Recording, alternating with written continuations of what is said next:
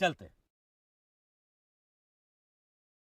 पिता जयदयाल कुछ इसी अंदाज में मासूम राजेश्वर प्रसाद को अपना सपना याद दिलाते थे। वो अक्सर अपनी पत्नी बलदेई से भी दिल की बात कहते थे कि राजेश्वर को बड़ा अफसर बनाना है। मैं आपके लिए पानी लेकर आती हूँ।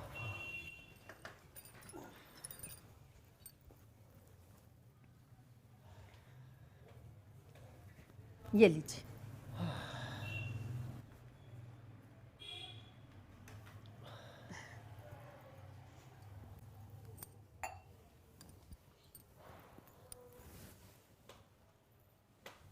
अजी, आप किस सोच में पड़े हैं जी?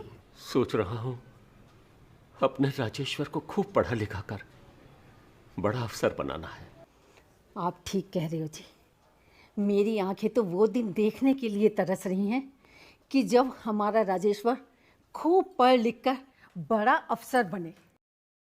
अरे भगवान, मेरे दिल से पूछ के देख, मेरी आंख में तो बस एक ही सपना बस रहा है कि मैं अपने राजेश्वर को अफसर की वर्दी में देखूं और गले से लगा लूं। भगवान हमारी जरूर सुनेगा जी।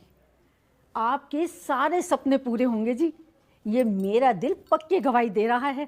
आपकी बातों ने तो राजेश्वर पर ऐसा जादू कर दिया है कि वो खेल में कम पढ़ाई में ज्यादा ध्यान लगाने लगा है जी। अच्छा ये तो अच्छी बात है भाई। अब मैं आपके लिए खाना लगाती हूँ। ईश्वर, मेरे राजेश्वर को फौज में बड़ा अफसर जरूर बनाना, जरूर बनाना।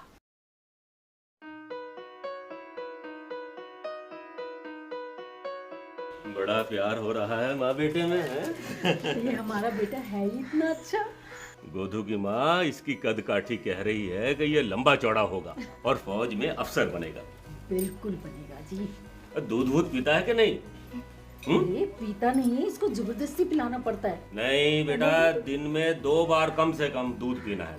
अब आप नजर मत लगा देना मेरे लाल को। अरे मेरा बेटा है, उसको नजर क्यों लगाऊंगा मैं? पिता की बातों का मासूम राजेश्वर के दिल पर गहरा असर हुआ। उसे बस एक ही धुन सवार रहती थी, पढ़ लिख कर फौजी अफसर बनना है। लेकिन एक दिन उसके सारे सपने चूर चूर हो गए। जयदयाल मासूम राजेश्वर प्रसाद समेत पूरे परिवार को अकेला छोड़कर चल बसे। उसके बाद पूरे परिवार की जिम्मेदारी राजेश्वर प्रसाद के कंधों पर आ गई। पिता के जीवित रहते जिन आंखों में अफसर बनने के सपने पल रहे थे, अब घर परिवार की रोजी रोटी की फिक्र ने सपनों से उनकी जगह छीन ली। जिंदगी में संघर्ष ही संघर्ष था। घर में विवाह योग्य 2 बहनें थीं, छोटा भाई था। पायलट साहब ने बचपन में अपने पिताजी को खो दिया और उसके बाद 5वीं क्लास में या 4थी क्लास में पायलट साहब पढ़ रहे थे। उस वक्त की ये बात है। उनके चचेरे भाई ने उनको कहा कि अब यहाँ पे तुम किसकी देख रेख में पढ़ोगे, आप मेरे साथ, चूँकि मैं दिल्ली रहता हूँ तो मेरे साथ चलिए और वहाँ पे आप पढ़ाई कीजिए। मैं नहीं जाऊँगा, मैं तेरे बिना नहीं रह सकता। बेटा मेरी बात मान, तू नत्थी भाई के साथ दिल्ली चला जा। नहीं माँ, मैं तेरे बिना कैसे रह पाऊंगा? बेटे तुझे जाना ही होगा। हम पर बखत ही ऐसा आन पड़ा है। तुझे ही तो घर संभालना है और फिर अपनी बहनों की शादी भी करनी है बेटा। माँ तू जो बोलेगी मैं वो करूँगा, पर तू मुझे घर से दूर मत भेज। मैं तेरे बिना कैसे रह पाऊंगा? मेरे बेटे तुझे दिल्ली जाकर अपने बापू के सपने पूरे करने हैं, बड़ा अफसर बनना है, छोटे भाई को भी तो पढ़ाना है बेटा। जा बेटा जा, भाई का काम में हाथ भी बटाना और जी लगाकर पढ़ाई भी करना। जा मेरा बेटा, मेरा बच्चा। चल राजेश।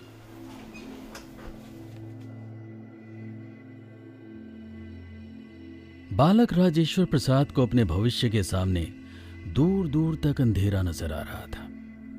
उस अंधेरे में उजाले की किरण केवल चचेरे भाई नत्थी सिंह थे। वो दिल्ली में दूध की डेयरी चलाते थे। उन्होंने लड़कियों को और राजेश की मां को गांव की खेती का काम देखने को कहा और राजेश को दिल्ली ले आए।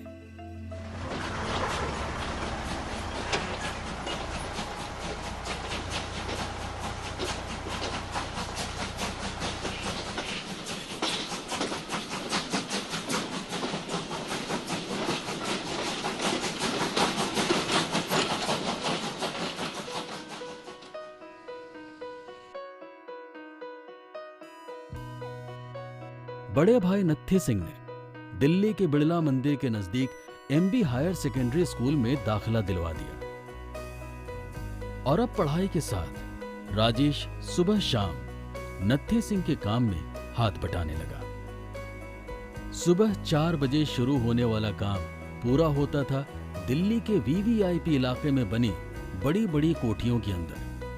कोठियां यानी लुटियन दिल्ली में बने सरकारी बंगले, जहां देश के बड़े नेता, मंत्री और अफसर रहते थे।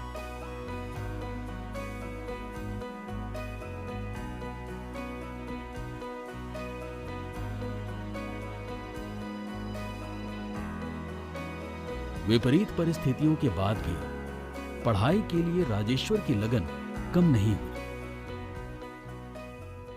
एक दिन स्कूल में विद्यार्थियों के लिए अध्यापकों ने कहा कि आप लोग खेल कूद प्रतियोगिता में जिन जिन ने भाग लेना है वो इधर आ जाएं। राजेश जी ने भी अपना हाथ उठा दिया और वो भी शामिल हो गए, जहां अपने खेलने के लिए जो अपना मन रखते थे। अध्यापक ने उनमें से बहुत से बच्चों को चुनने के बाद कुछ बच्चों को रख लिया। अगला दिन हुआ, पायलट साहब भी आ गए और विद्यार्थियों के साथ, और दौड़ने के लिए जैसे ही लाइन में खड़े हुए तो अध्यापक ने कहा कि आप इधर बाहर आइए, आप नहीं दौड़ सकते। हाँ तो बच्चों, आज की दौड़ बेहद महत्वपूर्ण है। दौड़ में कामयाब होने वाले छात्रों को गणतंत्र दिवस की परेड में हिस्सा लेने के लिए चुना जाएगा, समझे? जी मास्टर जी।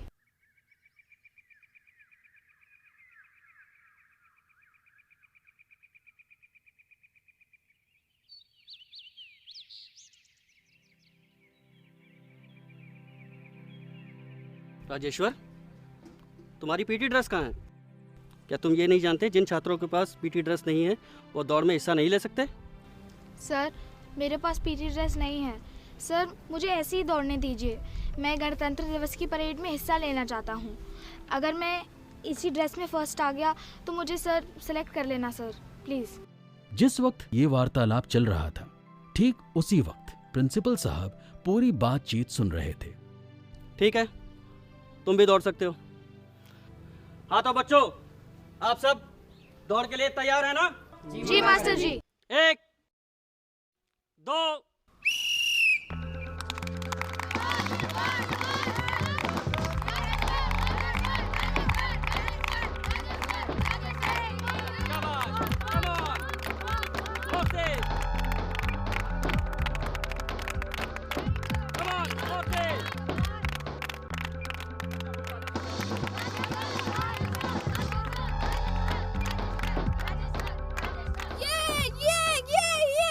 ये एक वाक़या ऐसा दयनीय लगता है, लेकिन इस दयनीयता को ख़त्म किया जा सकता है अपने दृढ़ विश्वास से, अपने साहस से, अपने हौसले से और अपनी सूझबूझ से।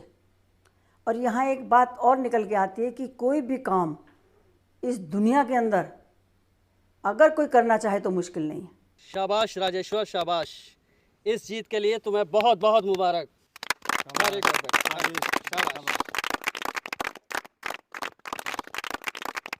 उस वक्त तो वो चुपचाप वहां से चले आए